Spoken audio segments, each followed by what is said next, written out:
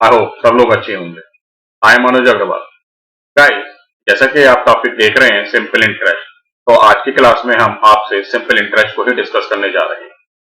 ठीक है, तो सिंपल इंटरेस्ट में सबसे पहले हम उसकी बेसिक टर्मिनोलॉजी को यहाँ हाईलाइट करेंगे, कुछ डिस्कशन उस पर करेंगे। आई नो कि ये सब आप लोग जानते होंगे, लेकिन हम भी यहाँ कुछ हाईलाइट जरूर करना चाहेंगे, क्योंकि ये एक हम कंप्लीट सीरीज आपको देने जा रहे हैं, simple interest and compound interest. तो बेसिकली इंटरेस्ट को कैलकुलेट करने के लिए दो मेथड होते हैं, एक सिंपल इंटरेस्ट और एक कंपाउंड इंटरेस्ट। तो इस क्लास में हम सिंपल इंटरेस्ट डिस्कस करेंगे। तो सबसे पहले जो आपको टर्म देख रहे हैं, नजर आ रहा है आपको, प्रिंसिपल नजर आ रहा है। तो व्हाट इज प्रिंसिपल? तो फर्स्ट ऑफ ऑल तो प्रिंसिपल को डिनोट करने के लिए क्या होता है? तो प्रिंसिपल डिनोटेड बाय पी, ठीक है, और unit of principal is rupees. Basically amount of money की यहाँ बात होगी, तो अमाउंट ऑफ मनी किसमें कैलकुलेट किया जाता है? रुपीज में कैलकुलेट किया जाता है। तो unit of principal is rupees. ठीक है, अब अगर मैं प्रिंसिपल को एक्सप्लेन करूं, तो बेसिकली तो इसी को थोड़ा ठीक से हमें एक्सप्लेन करना है, बाकी तो सीधे सीधे आप लोगों को हम बता देंगे क्या होता है, आप लोग भी जानते हैं। तो प्रिंसिपल क्या है? तो principal is the amount on which interest is calculated। बिल्कुल क्लियर है आपको ये? जिस मनी पर, जिस वैल्यू पर इंटरेस्ट कैलकुलेट किया जाता है, उसको हम प्रिंसिपल बोलते हैं।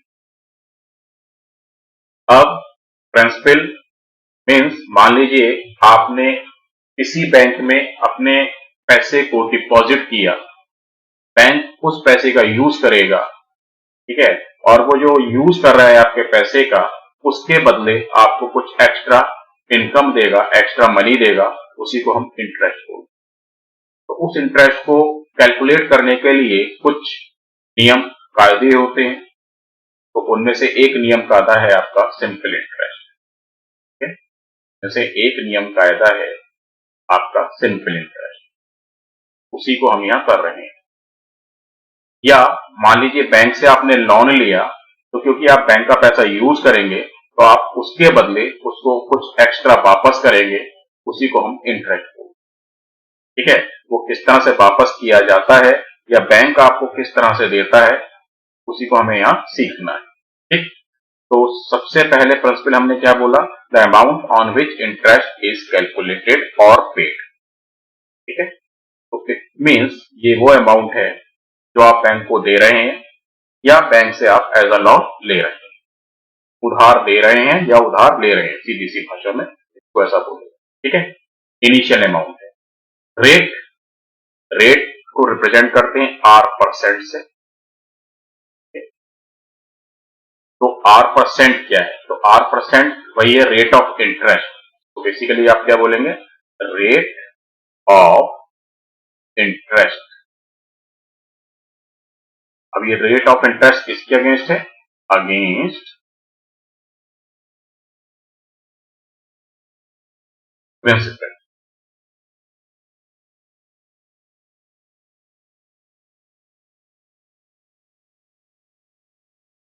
प्रिंसिपल के अगेंस्ट जो रेट ऑफ इंटरेस्ट आप दे रहे हैं, ठीक है, उसको हम रेट बोलते हैं या आर परसेंट से रिप्रेजेंट करते हैं। तो ये वही नियम आ गया जिसके अकॉर्डिंग हम इंटरेस्ट देते हैं। टाइम, टाइम कितनी ड्यूरेशन के लिए आप बैंक को पैसा दे रहे हैं या बैंक से पैसा ले रहे हैं। कुछ भी हो सकता है, बैंक को उधार देना भी हो सकता है या बैंक से उधार लेना भी हो सकता है। बैंक तो हम एक एग्जांपल ले रहे हैं, बहुत सारी जगह आप पैसा देते हैं, बहुत सारी जगह से आप पैसा लेते हैं एज अ डेबिट। ठीक है, एज अ डेबिट। तो टाइम मीन्स ड्यूरेशन, तो इसको बहुत सारी जगह टी से रिप्रेजेंट करते हैं, लेकिन हम यहाँ आपको एन से रिप्रेजेंट करेंगे, number of terms, number of period के लिए। ठीक है, और इसका जो यूनिट आएगा बेसिकली वो ईयर, यूजुअली तो आपको ईयर्स में ही मिलेगा। और हाफ ईयरली भी हो सकता है, हाफ ईयरली, क्वार्टरली भी हो सकता है, और मंथ्स भी हो सकता है, वीक्स भी हो सकता है, डेज भी हो सकता है, डिपेंडिंग ऑन द क्वेश्चन पर डिपेंड करेगा। ठीक है। अमाउंट, तो देखिए एक अमाउंट आप ये देख रहे हैं, एक अमाउंट आप ये देख रहे हैं, तो ये तो एक जेनेरिक टर्म है। ठीक है, जेनेरिक टर्म क्यों? The amount of money basically. ठीक है, कितना अमाउंट आपने एज अ प्रिंसिपल दिया है, इसको सम ऑफ मनी भी बोल सकते हैं। ठीक है, तो ये जेनेरिक टर्म हुआ, लेकिन ये अमाउंट स्पेसिफिक है। ये स्पेसिफिक क्यों है? क्योंकि इसकी कुछ डेफिनेशन है। क्या डेफिनेशन है? जब आप प्रिंसिपल और इंटरेस्ट को साथ ले लेते हैं, तब उन दोनों को मिलाकर ये अमाउंट बनता है। Amount is equal to principal plus interest. Means ये वो हुआ जो एक्स्ट्रा मनी बैंक आपको दे रहा है, अगर आपने वहां अपना पैसा बैंक को यूज करने के लिए दिया हुआ है, तो वो एक्स्ट्रा मनी प्लस जितना आपने एक्स्ट्रा यूज करने के लिए दिया हुआ था, उन दोनों को मिलाकर बैंक जब आपको वापस करेगा, उसको हम अमाउंट बोलेंगे। आई होप आप बात समझ रहे हैं। या बैंक से आपने पैसा लिया हुआ है, तो बैंक को जब आप वापस करेंगे, तो वो पैसा जो आपने उससे उधार लिया था और प्लस जो उसके बदले आपको एक्स्ट्रा इंटरेस्ट देना पड़ रहा है, उसके साथ जो मनी बनेगी उसको आप अमाउंट बोलेंगे। तो ये स्पेसिफिक अमाउंट समझ आया आपको, आई होप। और जेनरिक अमाउंट, तो लैंग्वेज जब आप पढ़ेंगे क्वेश्चन की, तो वहां आपको क्लियर हो जाएगा कि जेनरिक अमाउंट है या स्पेसिफिक अमाउंट की बात हो रही है। आई होप दिस इज क्लियर। तो ये बेसिक टर्मिनोलॉजी थी सिंपल इंटरेस्ट की। अब इसको समझते हैं कि किस तरह से सिंपल इंटरेस्ट को हम कैलकुलेट करते हैं बेसिक मेथड के साथ। फिर अपने शॉर्टकट मेथड पर भी आएंगे, शॉर्टकट कॉन्सेप्चुअल मेथड पर भी आएंगे, वो कैसे होता है। ठीक है, तो चलिए आइए नेक्स्ट पेज पर। तो सबसे पहले हम बात करते हैं टाइम। कितने टाइम की बात हो रही है? प्रिंसिपल, रेट, इंटरेस्ट और अमाउंट। तो यहां पर सपोज प्रिंसिपल हमने लिया ₹1000 आपको समझाने के लिए, रेट हम लेते हैं 10% पर एनम। ठीक है, या मैंने स्पेसिफाई नहीं किया आपको, ये आपका पर एनम हो सकता है कि हर साल आप कितना इंटरेस्ट दे रहे हैं, पर हाफ ईयरली हो सकता है, पर मंथ हो सकता है। ठीक है, ये भी डिपेंड करेगा। तो रेट हमने यहाँ पर एनम, पर ईयर आप कितना रेट देंगे, तो 10% को मैं 1/10, 10/100, 1/10 ये लिख लीजिए। ठीक है, फिर एन यहाँ हमने आपको दिया हुआ 3 ईयर्स, 3 साल के लिए आपको इंटरेस्ट को कैलकुलेट करना, सिंपल इंटरेस्ट को। तो टाइम, फर्स्ट ईयर की बात हम कर रहे हैं। फर्स्ट ईयर में प्रिंसिपल तो आपका 1000 है, रेट 10% मतलब 1/10 है, तो 1000 इंटू 1/10, 1000 इंटू 1/10, इसको कैलकुलेट करेंगे तो कितना आएगा? 100 आएगा। और अमाउंट 1000 प्लस इंटरेस्ट 100, तो दैट इज 1100 रुपीज। फिर जब आप सेकेंड ईयर में जाएंगे, दूसरे साल में जाएंगे, सेकेंड ईयर लिख लीजिए, तो प्रिंसिपल तो वही है 1000, रेट वही है 1/10, तो इंटरेस्ट भी सेकेंड ईयर का इंटरेस्ट भी क्या आएगा? 1/10 इंटू 1000।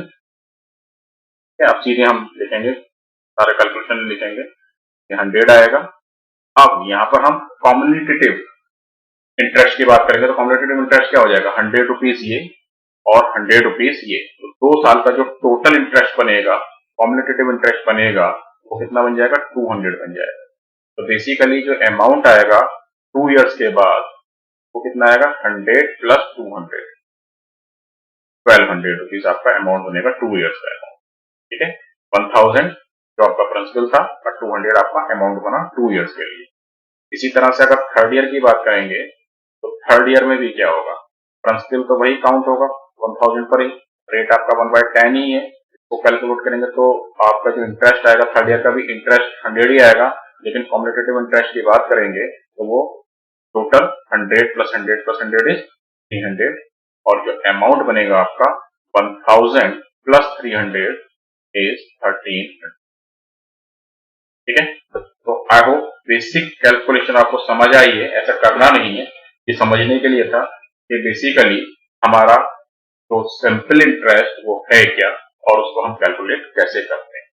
अब नेक्स्ट हम समझेंगे कि कॉन्सेप्चुअल शॉर्टकट हमारा क्या हो सकता है। कॉन्सेप्चुअल बोला मैंने आपको, शॉर्टकट फॉर्मूला मैं आपको देने नहीं जा रहा हूं, मैं आपको शॉर्टकट कॉन्सेप्ट देने के लिए जा रहा हूं। ठीक है, तो बड़े ध्यान से मेरी बातों को आपको आगे सुनना है, समझना है। ठीक है, तो अगर आप लोग बोर हो जाते हैं जल्दी से कि सर क्या बेसिक चीजों से शुरू कर रहे हैं, तो बेसिक चीजों से शुरू करके ही हम आपको कंसेप्चुअल शॉर्टकट्स दे पाते हैं। ठीक है, शॉर्टकट के कॉन्सेप्ट दे पाते हैं और जब आप इन चीजों को समझते हैं तो तभी वो आपको बहुत अच्छे से समझ भी आते हैं। ठीक है, क्योंकि ये एक कोर्स है, इस कोर्स में हम आपको पॉइंट टू पॉइंट हर एक चीज समझाएंगे। ठीक है, तो पेशेंस रखते हुए क्लास को करते जाइए। चलिए नेक्स्ट पेज पर चलते हैं, समझते हैं अपने कॉन्सेप्चुअल शॉर्टकट और उस कॉन्सेप्चुअल शॉर्टकट से हम आपका फॉर्मूला भी प्रूव करेंगे, जो फॉर्मूला आप आज तक सिंपल इंटरेस्ट के लिए यूज करते हुए आए। ठीक है, चलिए स्टार्ट करते हैं। चलिए गाइस, अब आप लोगों को बड़े ध्यान से सुनना है क्या मैं आप लोगों को बताने के लिए जा रहा हूं। ठीक है, अब हम कंसेप्चुअल शॉर्टकट की बात अपनी यहां करेंगे। तो गाइस, जैसे कि हम बोलते हैं R% रेट पर एनम। ठीक है, पर ध्यान दीजिए, पर एनम। तो R% का मतलब होता है R अपॉन 100। तो R क्या है? इंटरेस्ट है।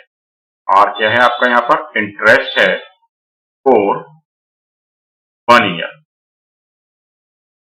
अब 1 ईयर इसलिए है क्योंकि यहाँ पर एनम है। तो अगर मैं बेसिकली इसको जस्टिफाई करूं तो यहां पर हम इसको बोलेंगे फॉर फर्स्ट टर्म।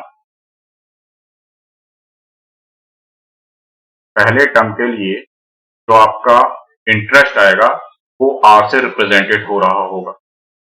100 यहाँ बेस है। बेस का मतलब होता है कि किसके अगेंस्ट हम इंटरेस्ट दे रहे हैं। तो मैंने आपको बताया था, प्रिंसिपल मैंने आपको डिफाइन ही इसलिए किया था कि प्रिंसिपल के अगेंस्ट हमें क्या दिया जाता है? इंटरेस्ट दिया जाता है। तो यहाँ 100 वो वैल्यू है जिसके अगेंस्ट हम R रुपीस इंटरेस्ट दे रहे हैं। तो इसका मतलब जो 100 है, जो बेस वैल्यू है, इसको रिप्रेजेंट कर रही है, वो रिप्रेजेंट कर रही है प्रिंसिपल।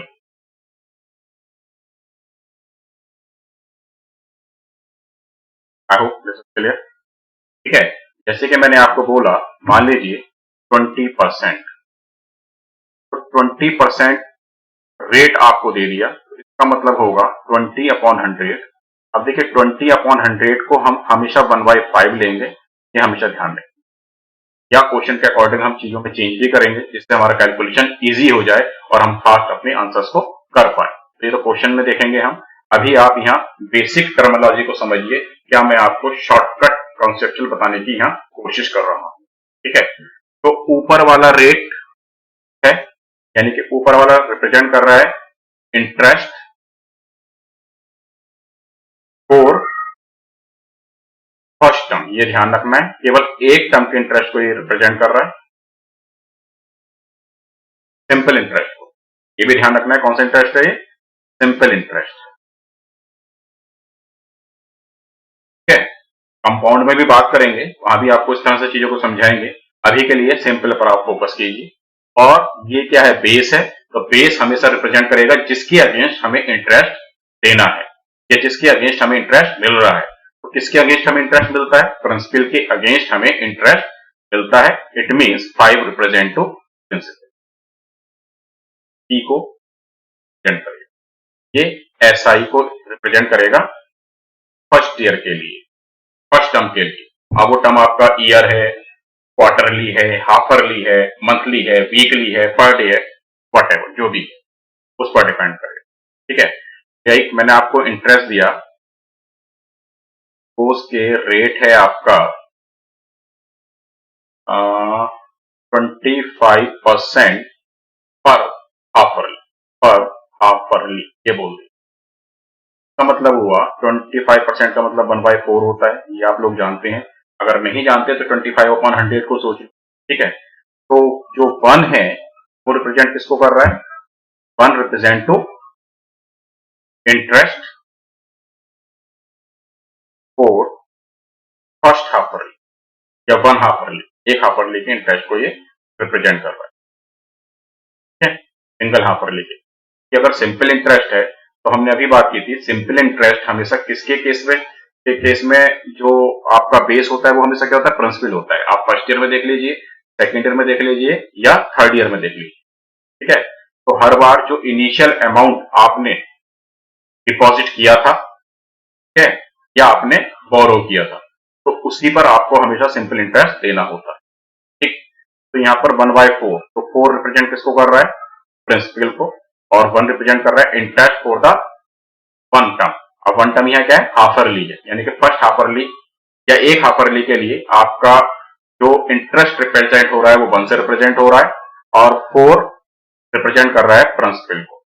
अब मैं यहाँ बहुत क्लियर बोल रहा हूँ, रिप्रेजेंट कर रहा है, ये एक्चुअल वैल्यू नहीं है, ये रिप्रेजेंटेड वैल्यू, ठीक है।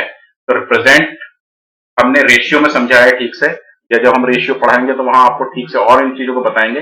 अभी आप ऐसे ही समझ लीजिए, रिप्रेजेंटेड वैल्यू मतलब उसको दर्शा रही है ये वैल्यू, एक्चुअल वैल्यू नहीं, ठीक है। तो वहां से यहां से हम एक एक्चुअल वैल्यू निकालने के लिए मल्टीप्लाइंग फैक्टर निकालते हैं, और उस मल्टीप्लाइंग फैक्टर को जिस भी रिप्रेजेंटेड वैल्यू से हम मल्टीप्लाई करेंगे उससे हमारी एक्चुअल वैल्यूज आएंगी। अभी एक एग्जांपल देकर हम आपको यहाँ साइड में जरूर समझें, ठीक है। अब जैसे लास्ट क्वेश्चन, लास्ट हमने ये डेटा लिया था, 10% हम यहाँ ले रहे थे पर एनम। 10% पर एनम का मतलब हमने 1/10 लिया था, तो 10 रिप्रेजेंट कर रहा था प्रिंसिपल को और 1 रिप्रेजेंट कर रहा था फर्स्ट ईयर के इंटरेस्ट को। इंटरेस्ट फॉर फर्स्ट ईयर याद रखिए। तो अगर आपसे मैंने पूछा कि 3 इयर्स का अमाउंट कितना होगा, तो देखिए फर्स्ट ईयर का इंटरेस्ट 1, सेकेंड ईयर का इंटरेस्ट 1, थर्ड ईयर का इंटरेस्ट 1, और टोटल मिलाकर 3 इयर्स का जो कॉम्युलेटिव इंटरेस्ट आएगा वो आएगा 3, ठीक है। और ये प्रिंसिपल है, तो अमाउंट क्या होगा आपका? प्रिंसिपल प्लस 3 इयर्स का इंटरेस्ट 3, तो क्या आएगा? 13। तो 13 क्या कर रहा है? रिप्रेजेंटेड वैल्यू है इसकी अमाउंट, ठीक है। अब एक्चुअल वैल्यू आपको क्या दी हुई है? प्रिंसिपल दी हुई है, ठीक है। एक्चुअल वैल्यू आपको क्या दी हुई है? प्रिंसिपल दी हुई है, या आप ऐसा बोल सकते हैं 10% इंटरेस्ट दिया हुआ है, किसी एक को ले लीजिए। तो यहाँ पर जो रिप्रेजेंटेड वैल्यू है वो 10 है, जो प्रिंसिपल को रिप्रेजेंट कर रही है, और उसकी जो एक्चुअल वैल्यू है प्रिंसिपल की वो 1000, ठीक है।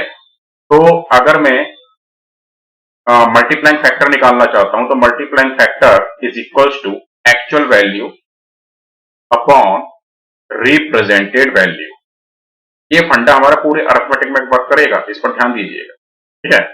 तो मल्टीप्लाइंग फैक्टर क्या आएगा यहाँ पर? मल्टीप्लाइंग फैक्टर यहाँ पर एक्चुअल वैल्यू है 1000, और जो रिप्रेजेंटेड वैल्यू है प्रिंसिपल की वो कितना है? 10। कितना आ जाएगा? 100 आ जाएगा मल्टीप्लाइंग फैक्टर। तो आप क्या बोलेंगे? मल्टीप्लाइंग फैक्टर, मल्टीप्लाइंग फैक्टर 100 आ रहा है, क्लियर है। इट मीन्स अगर मुझे इसका एक्चुअल वैल्यू निकालना है अमाउंट का, actual value of amount, actual value of amount, ये कितना आएगा? Represented value 13 into multiplying factor, multiplying factor कितना है? 100 आया, बेसिकली कितना आएगा? ये 1300, ठीक है। समझ रहे मेरी बात आप लोग? तो 1300 ये आ गया, ठीक है। तो जब आपको चीजें पता चल जाएंगी तो बड़ा फास्ट आप कर पाएंगे। जैसे कि आपने 1/10 लिखा, तो 1 इंटरेस्ट है 1 ईयर का, तो 2 ईयर का इंटरेस्ट कितना हो जाएगा? 2 हो जाएगा। तो अमाउंट में प्लस करोगे तो 12 आ जाएगा, और इसको इससे कंपेयर कराओगे 1000 से, तो जल्दी हमारी समझ में पिक्चर आएगी, कैलकुलेशन तो हमारी फास्ट होगी कि 100, तो 100 इंटू 12, 1200, 2 ईयर्स का अमाउंट आ जाएगा, या 2 ईयर्स का इंटरेस्ट कितना आ जाएगा? 2 इंटू 100, 200 आ जाएगा, ठीक है। आई होप ये आप लोग समझ रहे हैं, पर बहुत ध्यान से आपको ध्यान देना है। जब हम क्वेश्चंस में इसको यूज करेंगे तो वहां आपको ठीक से इनको समझाएंगे और इनका यूज ठीक से आपको वहां पर बताएंगे, ठीक है। आरो क्लियर है? चलिए एक एग्जांपल और लेते हैं। सपोज है कि आपको मैंने एक क्वेश्चन दिया, प्रिंसिपल दिया मैंने आपको रुपीज 6,000। रेट मैं आपको यहाँ दे रहा हूं 20% पर एनम, और टाइम यहाँ मैंने आपको दिया हुआ है 3 ईयर। अमाउंट मैं आपसे यहाँ पूछना चाह रहा हूं, और डिफरेंस यानी कि SI 3 माइनस SI 1 का डिफरेंस मैं आपसे यहाँ पूछना चाह रहा हूँ। ये दो क्वेश्चन मैंने आपसे सबसे पहले तो आइए इस पर, ये 20% का मतलब 1/5, तो 5 रिप्रेजेंट कर रहा है प्रिंसिपल को, 1 रिप्रेजेंट कर रहा है इंटरेस्ट फॉर 1 ईयर, को 1 ईयर, ये जरूर याद रखिए, हाँ गलती ना। तो अगर मैंने 3 इयर्स का अमाउंट आपसे पूछा है, तो 3 इयर्स अमाउंट के लिए 3 इयर्स का इंटरेस्ट कितना हो जाएगा, 1 + 1 + 1 3, ठीक है, और 5 प्रिंसिपल है, तो 3 इयर्स का जो अमाउंट रिप्रेजेंटेड अमाउंट आएगा 5 + 3 8 आएगा, ठीक है। अब मल्टीप्लाइंग फैक्टर हमें यहाँ निकालना है, तो मल्टीप्लाइंग फैक्टर पहले निकाल सकते थे, ये बाद में जैसे निकालिए। तो ये जो 5 है ये 6,000 को रिप्रेजेंट कर रहा है, 5 रिप्रेजेंट किसको कर रहा है, 6,000, ठीक है। तो 5 प्रेजेंटेड टू 6,000, मल्टीप्लाइंग फैक्टर यहाँ कितना आने वाला है, 1 2 और 00। 6,000 को 5 से डिवाइड कर दो, तो 1200 आपका यहाँ मल्टीप्लाइंग फैक्टर आएगा। तो यानी कि जो एक्चुअल अमाउंट आएगा, एक्चुअल अमाउंट हमारा आ जाएगा 3 इयर्स का 8 × 1200, 12 × 8 इज कितना होता है 96, 9600 हमारा क्या आ जाएगा, अमाउंट आ जाएगा 3 इयर्स, ठीक है। ये मैं आपको डिटेल में आराम से समझा रहा हूं कि आप एक एक पॉइंट को मिस ना करें, तब तो हम इसको सीधे लेंगे, डायरेक्ट आ जाएंगे हमारे यहाँ। अब मान लीजिए SI 3 माइनस SI 1 पूछ रहा है, तो SI 1 तो 1 हुआ, और SI 3 कितना हो रहा है, 3 हो रहा है ना, 1 + 1 + 1 3, तो 3 - 1 इज 2, तो 2 हमारा क्या आ रहा है, रिप्रेजेंटेड वैल्यू आ रहा है, और मल्टीप्लाइंग फैक्टर कितना था, 1200 था, मल्टीप्लाई कीजिए, तो 2400 हमारा SI 3 माइनस SI 1 आएगा। तो आप नॉर्मली भी करेंगे तो आपके आंसर यही आने, ठीक है। आई होप समझ पा रहे हैं क्या मैंने बोला आपको। तो सीधे सीधे समझिए मल्टीप्लाइंग फैक्टर का फंडा। अगर मुझे ये ओरल करना है, मान लीजिए, चलिए ओरल की बात करते हैं, जल्द से 20% की वैल्यू दिमाग में आएगी 1/5, 1 रिप्रेजेंट कर रहा है 1 ईयर के प्रिंसिपल को, और 5 रिप्रेजेंट कर रहा है, सॉरी 1 रिप्रेजेंट कर रहा है 1 ईयर के इंटरेस्ट को, और 5 रिप्रेजेंट कर रहा है प्रिंसिपल। तो 5 प्रिंसिपल को रिप्रेजेंट कर रहा है, और उसका एक्चुअल वैल्यू कितना दिया हुआ है, 6,000 दिया हुआ है। तो 5 से 6,000 को कंपेयर करेंगे तो वहां से, या 6,000/5 1200 हमारा मल्टीप्लाइंग फैक्टर आ गया, इसको हमने अलग रख लिया। अब आपसे क्या क्या पूछ रहा है, आपसे पूछ रहा है अमाउंट फॉर 3 इयर्स, तो 3 इयर्स अमाउंट के लिए 3 इयर्स का प्रिंसिपल कितना हो जाएगा, 3 हो जाएगा, तो 5 + 3 8, 8 × 1200 9600, ठीक है। डिफरेंस पूछ रहा है 3 इयर्स के इंटरेस्ट में और 1 ईयर के इंटरेस्ट में, तो 3 इयर्स का इंटरेस्ट 3, 1 ईयर का इंटरेस्ट 1, 3 - 1 इज 2, और 2 × multiplying factor 1200 × 1220। No need to any formula, कोई फॉर्मूला का रिक्वायरमेंट आपको है ही नहीं अगर आपने इन चीजों को समझ लिया, ठीक है। तो ये मैंने आपको कॉन्सेप्चुअल शॉर्टकट बताया है, बाकी जब क्वेश्चंस में अप्लाई करेंगे तो आपको एक एक चीज बहुत क्लियर होगी। मेरे साथ आपको बने रहना पड़ेगा पूरी क्लासेस में, पूरे कोर्स को आपको ठीक से देखना और समझना होगा, ठीक है। मैं शॉर्टकट फॉर्मूलाज आपको नहीं दे रहा हूं, कहीं जरूरत होगी तो जरूर देंगे कि भाई इस शॉर्टकट फॉर्मूले को आप जरूर याद रखिए, कि आपके काफी काम में आएगा, आपके लिए काफी हेल्पफुल होगा। लेकिन मेरा ये दावा है, जो कॉन्सेप्ट मैं आपको बता रहा हूं, अगर इस पर आपने ठीक से काम कर लिया, आपको मोस्ट ऑफ द क्वेश्चंस में कोई फॉर्मूला की रिक्वायरमेंट, ठीक है। चलिए अभी मैं इसको यहां से हटा रहा हूं। अब मैं आपको बताऊंगा कि हम किस तरह से अपने फॉर्मूला को प्रूव करेंगे अपने इसी कॉन्सेप्चुअल शॉर्टकट। तो देखिए प्रिंसिपल हमारा P से डिनोट होता है, रेट हमारा R% से डिनोट होता है, और टाइम हमारा N से डिनोट। तो अगर मैं यहां बात करूं R/100, तो हमने बताया था R रिप्रेजेंट कर रहा है 1 ईयर के प्रिंसिपल को, सॉरी 1 ईयर के इंटरेस्ट को, और 100 रिप्रेजेंट कर रहा है प्रिंसिपल को। तो प्रिंसिपल, एक्चुअल प्रिंसिपल हमारा इस समय P है, ठीक है। तो P से हमें मल्टीप्लाई करना होगा, तभी मल्टीप्लाइंग फैक्टर मिलेगा, है ना। Actual value upon represented value, तो क्या आ जाएगा, मल्टीप्लाइंग फैक्टर आ गया, ठीक है। अब ये हमारे पास 1 ईयर का इंटरेस्ट आ जाएगा, R से हम इसको मल्टीप्लाई करेंगे तो 1 ईयर का इंटरेस्ट आ जाएगा। E अपॉन 100 तो मल्टीप्लाइंग फैक्टर आ गया, और R से मल्टीप्लाई करेंगे तो 1 ईयर का इंटरेस्ट आ जाएगा। हमें n ईयर का इंटरेस्ट चाहिए, तो n से मल्टीप्लाई करेंगे, ये आपको n ईयर का इंटरेस्ट आ जाएगा। तो ये आपका फॉर्मूला होता है, अगर आपको याद है, ऐसा is equal to T R N upon, amount यहां से कितना आ जाएगा, अमाउंट प्रिंसिपल प्लस इंटरेस्ट, ठीक है। प्रिंसिपल कितना है P, प्लस इंटरेस्ट कितना है P R N अपॉन 100।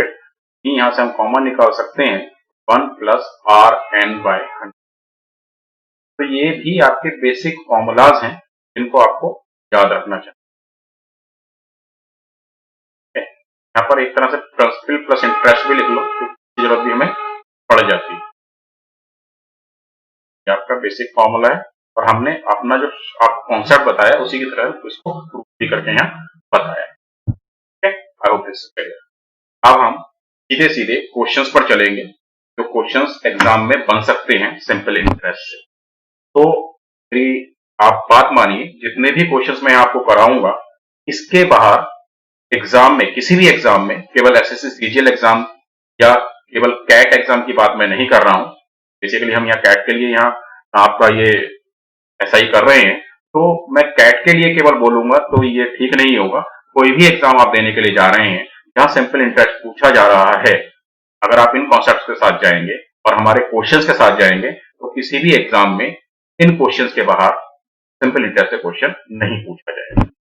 अगर आपको कॉन्सेप्ट आ रहा है, कॉन्सेप्ट समझ में आ गया, तो कोई भी क्वेश्चन आ जाए आप उसको आसानी से कर जाएंगे, ठीक है। इस क्लास में तो हम सिंपल इंटरेस्ट को ही डिस्कस करेंगे। हो सकता है इसके लिए दूसरी क्लास भी हमें करनी पड़ जाए, लेकिन कोशिश करेंगे कि एक क्लास में खत्म हो जाए।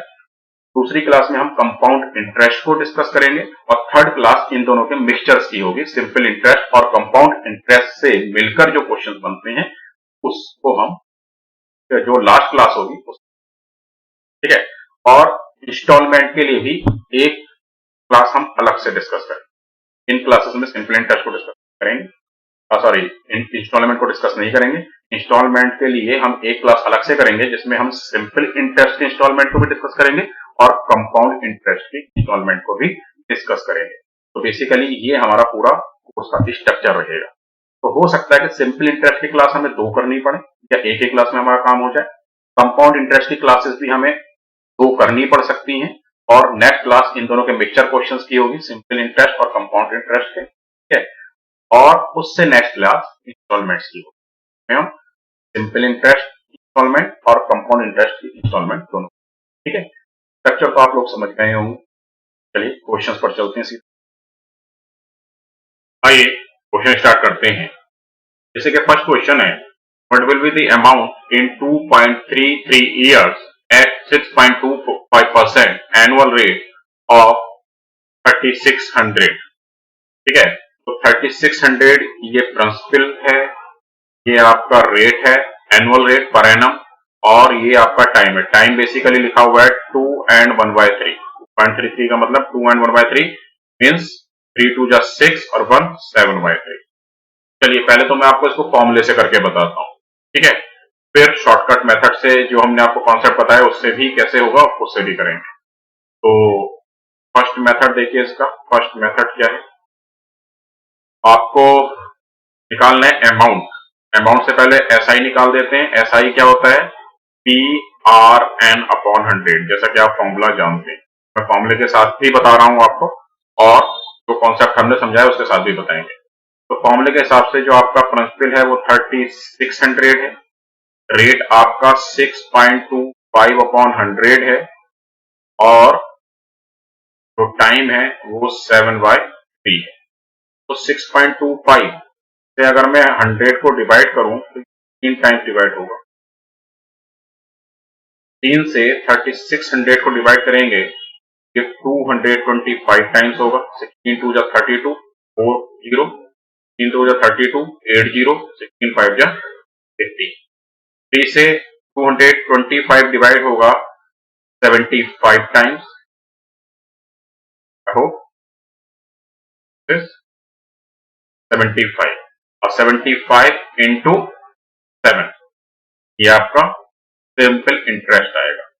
7 5 जा 35, 3 कैरी, 7 7 जा 49, 49 एंड 3 50।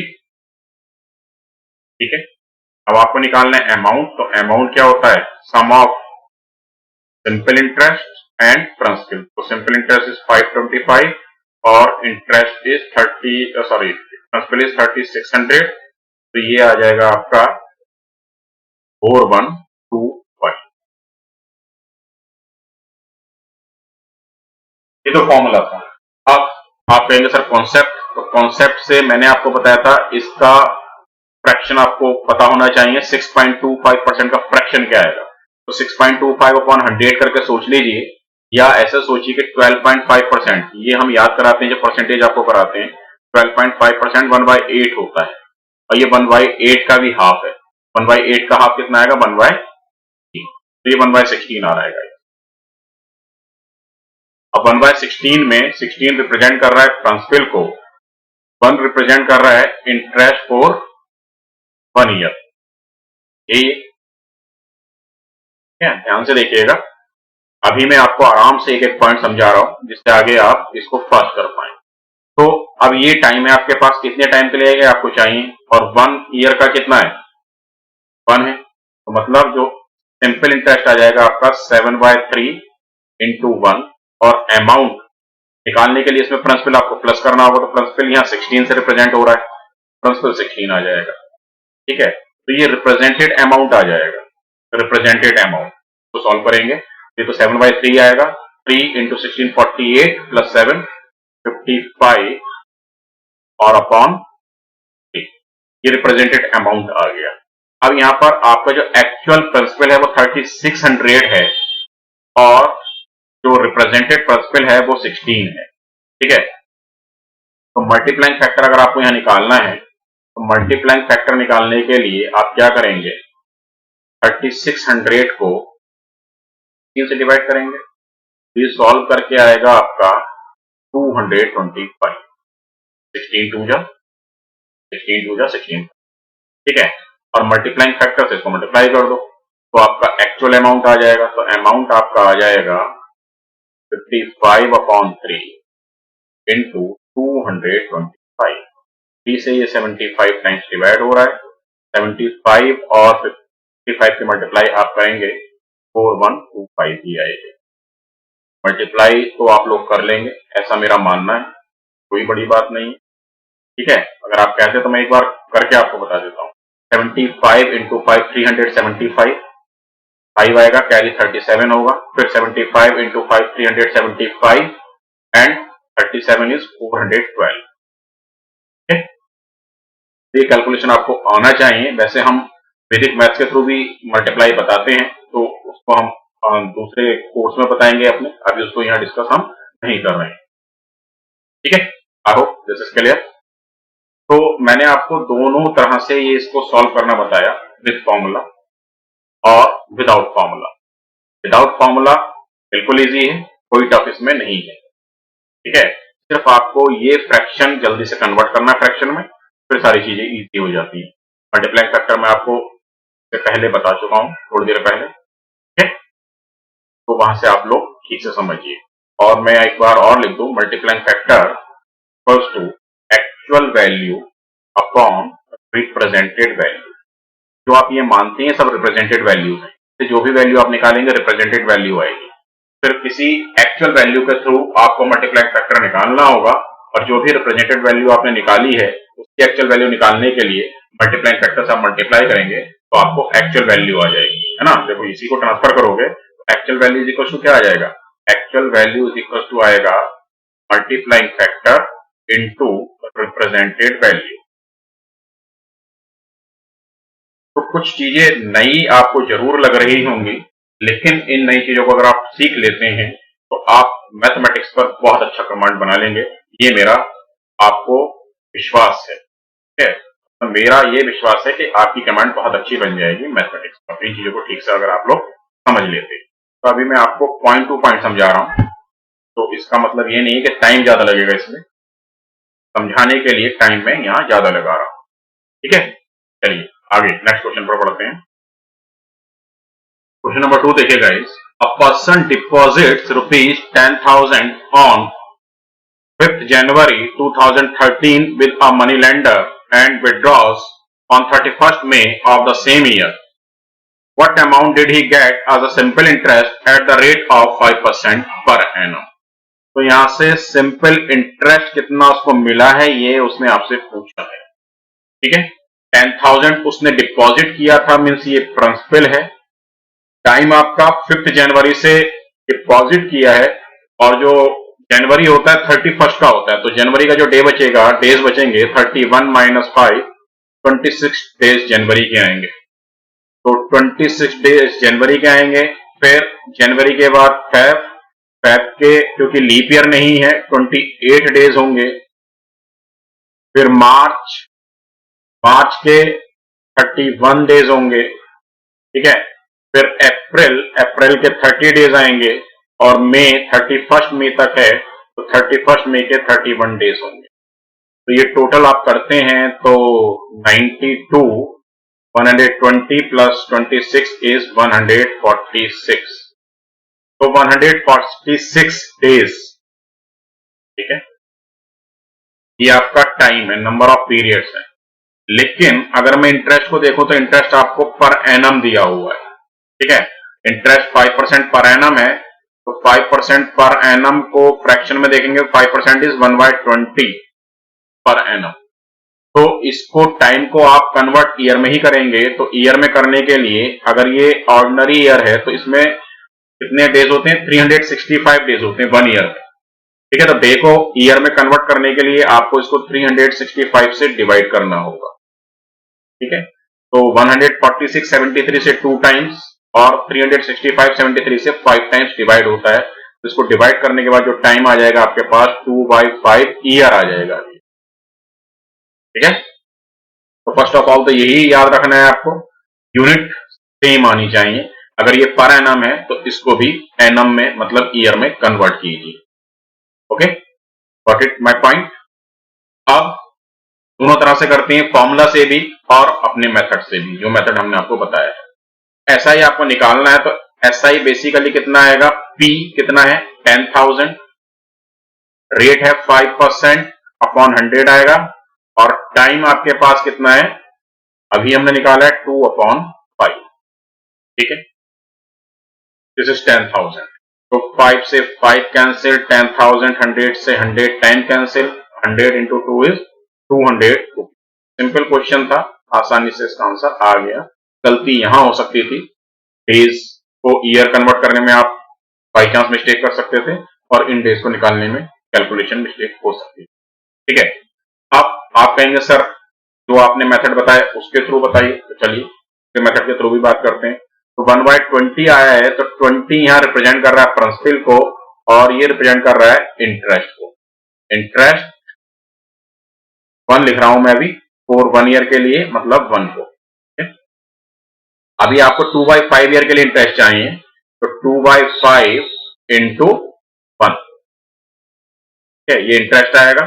प्लस नहीं, क्योंकि इंटरेस्ट ही निकालना है, अमाउंट नहीं निकालना है। अब यहाँ 10,000 एक्चुअल प्रिंसिपल है और जो रिप्रेजेंटेड प्रिंसिपल है वो 20 है, तो 10,000 को आपको 20 से डिवाइड करके मल्टीप्लाइंग फैक्टर निकालना होगा। ठीक है, तो 10,000 को आप अगर 20 से डिवाइड करेंगे तो कितना आएगा मल्टीप्लाइंग फैक्टर, यह आएगा 500 आपका मल्टीप्लाइंग फैक्टर आएगा। ठीक, तो ये जो आपका एसआई आ जाएगा, एक्चुअल एसआई आ जाएगा 2/5 इंटू 500, 100 टाइम्स, और ये 200 आपका फाइनल आंसर। ठीक है, तो ये कैलकुलेशन तो आपको करना होगा डेज का निकालने के लिए, कितना काउंट करके कितना निकलेगा। ये तो आप अगर कैलकुलेशन ठीक है तो फास्ट कर लेंगे। 5 जनवरी तक हो गया तो 26 डेज जनवरी के, फरवरी 28, मार्च 31, अप्रैल 30 और मई 31, सबको प्लस करके 146 डेज आएगा। डेज को ईयर में कन्वर्ट करेंगे, एक ईयर में 365 डेज होते हैं, ठीक है। तो 146 अपॉन 365 दैट इज 2/5 ईयर आ गया। ठीक, 20 आपका रिप्रेजेंटेड प्रिंसिपल है, एक्चुअल प्रिंसिपल 10,000 है, तो 10,000 अपॉन 20 आप जल्दी कैलकुलेट कर लेंगे, 500 आएगा मल्टीप्लाइंग फैक्टर, और 500 इंटू 2/5, क्योंकि यहाँ ये 1 आपका एज अ इंटरेस्ट है 1 ईयर के लिए, 2/5 ईयर्स के लिए 2/5 इंटू 1 2/5 आएगा, तो 2/5 इंटू 1 इंटू 500 दैट इज 200। और फॉर्मूला के थ्रू भी कर सकते हैं, और ज्यादा टफ ये नहीं है अगर आप फॉर्मूले से सॉल्व करना चाहते हैं, ठीक है। आई होप दिस इज क्लियर। तो पॉइंट टू पॉइंट हमारी बात हो रही है, आई होप आपको चीजें क्लियर हो रही हैं, समझ आ रही हैं, ठीक है। चलिए नेक्स्ट क्वेश्चन की तरफ बढ़ते हैं।